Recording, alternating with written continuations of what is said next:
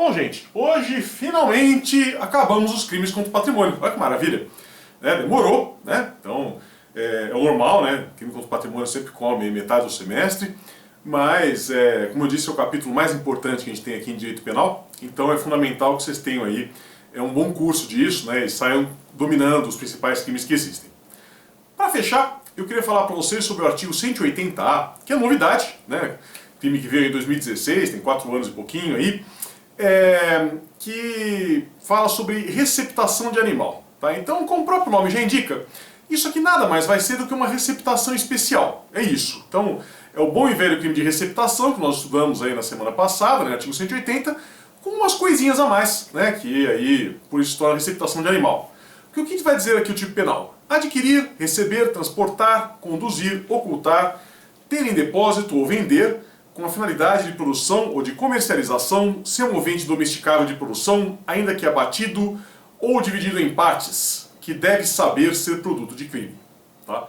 Então, o que vocês estão percebendo aqui, gente, e perceberam certo, que isso aqui é só uma mistura do crime de receptação, 180, que a gente já estudou, com o crime de furto de animais, o abigeato, que nós estudamos aqui também algumas semanas atrás. É isso, eles misturaram os dois, inclusive foi a mesma lei que trouxe, né? O abigeato também trouxe aqui essa receptação de animais, tá? Então, nada mais é que uma figura específica, né?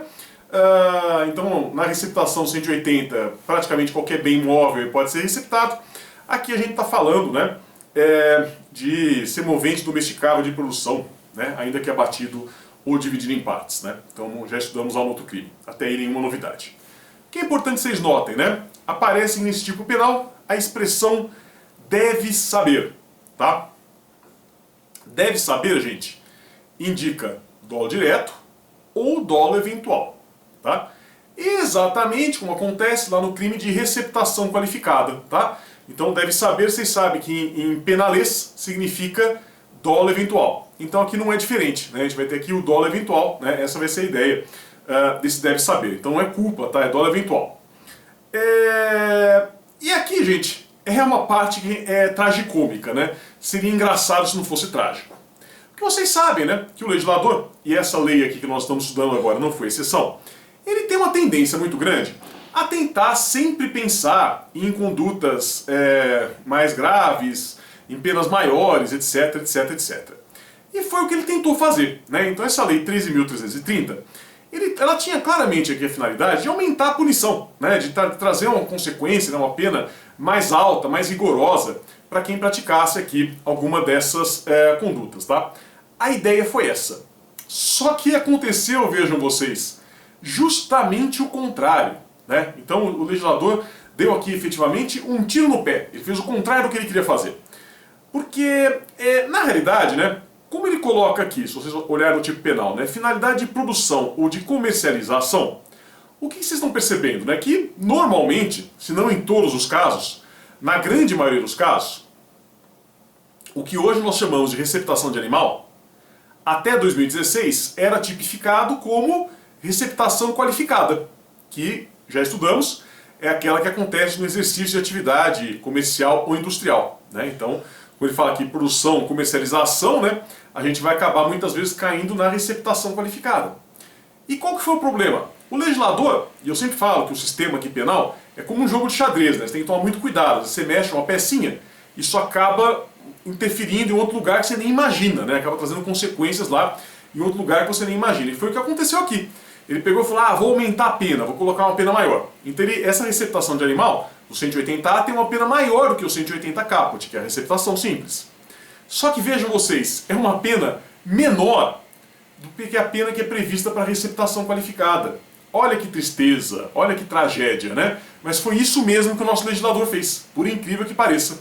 Ele acabou inventando aqui, né, uma situação que ficou mais benéfica para o réu do que a que nós tínhamos anteriormente, né? Foi isso que efetivamente acabou acontecendo aqui. Então antes, né, até 2016, você responsabilizava a pessoa por receptação qualificada, agora passou a ser essa receptação de animal com pena menor. Portanto, né, o que vai acontecer aqui muitas vezes? Olha o absurdo! Retroatividade, porque aqui a gente fala de uma lei penal nova que é mais benéfica, portanto ela retroage para beneficiar né, quem já tinha cometido o crime anteriormente. Então não só eles não conseguiram punir mais rigorosamente, né, com quem queria, quem ia participar aqui desse tipo de atividade, como eles ainda acabaram beneficiando todo mundo que já tinha sido condenado anteriormente, né? Então realmente erraram. É aquela situação, mexendo um peãozinho no jogo de xadrez, acabou perdendo a rainha, né? Fizeram tudo errado, erraram feiamente aqui essa questão da receptação aqui nesse caso, tá bom? Gente, para terminar mesmo, falta falar só sobre as disposições gerais aqui dos crimes contra o patrimônio, né? Então quais são as regrinhas, quais são as disposições que vão aparecer aqui de um modo geral nesse capítulo.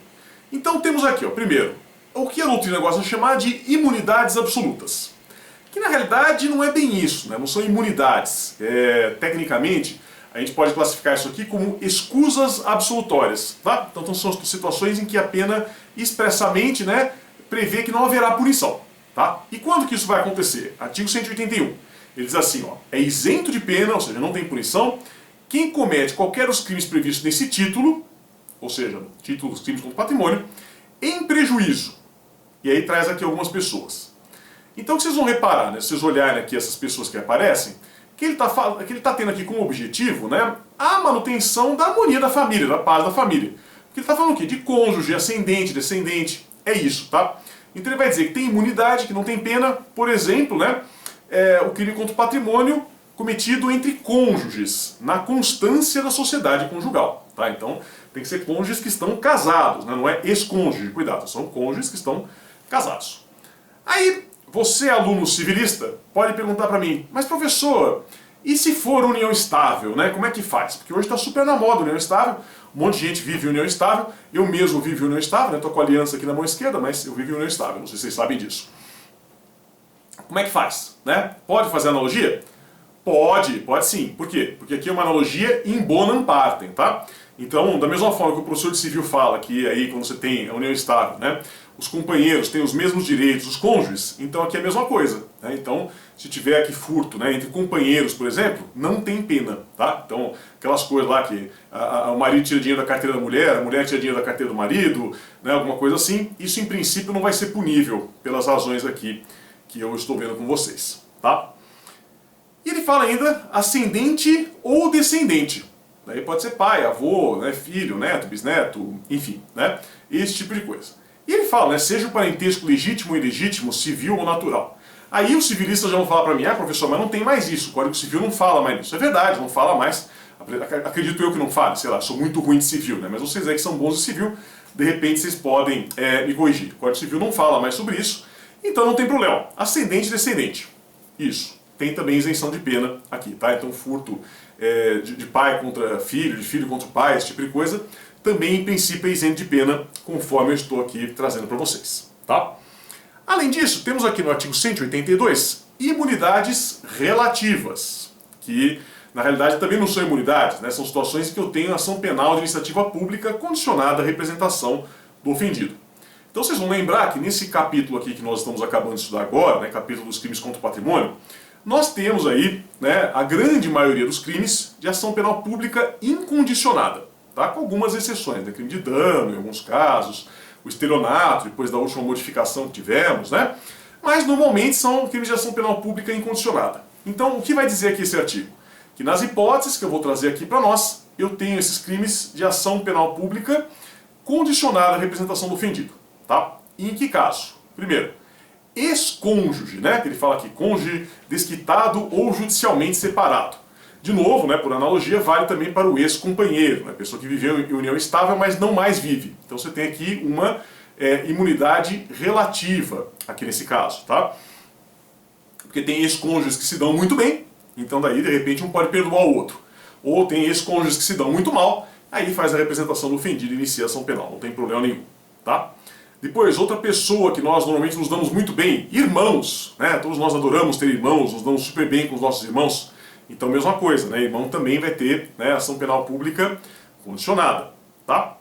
E depois, tio ou sobrinho, desde que more junto, desde que coabite, né? Então, aquela história lá, tio Patinhas, né, com o Guinho, Zezinho e Luizinho, que eles moram juntos lá no DuckTales.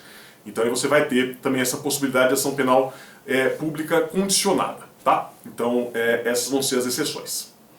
Agora é claro, né, gente, que nós temos as exceções das exceções, porque eu acredito que deve ter alguns de vocês aí que estão pulando na cadeira agora, inconformados, né? Mas como? Então quer dizer que pai e filho podem se roubar à vontade que não acontece nada, né? Marido e mulher podem se roubar à vontade que não acontece nada? Claro que não, né, gente? Essa é a regra geral, que na realidade é uma exceção. Agora, temos a exceção da exceção, que vai sim aqui no artigo 183, que são hipóteses em que eu tenho a inaplicabilidade dessas escusas. Então, quando que isso vai acontecer? Algumas situações, né? Primeiro, se o crime tem violência ou grave ameaça. Então vocês vão reparar que eu dei exemplo aqui sempre de furto, porque furto é um crime contra o patrimônio que não tem nem violência nem grave ameaça. Então serve aqui como exemplo muito bem, né?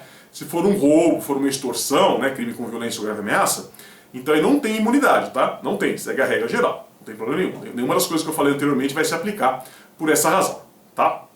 Depois ele fala aqui, ao estranho que participa do crime. Isso aqui é para aquela situação bem específica em que eu tenho o concurso de agentes. Então é aquela pessoa que participa do crime, mas que não tem uma relação de parentesco. Então, por exemplo, né, digamos que eu resolva furtar minha mãe e chame o meu amiguinho para furtar minha mãe comigo. Eu não vou receber punição nenhuma. Por quê? Porque é furto contra ascendente, eu tenho aqui a escusa absolutória. Agora, o meu amiguinho que está comigo não tem nada a ver com isso. Então, portanto, ele poderá ser punido, tá?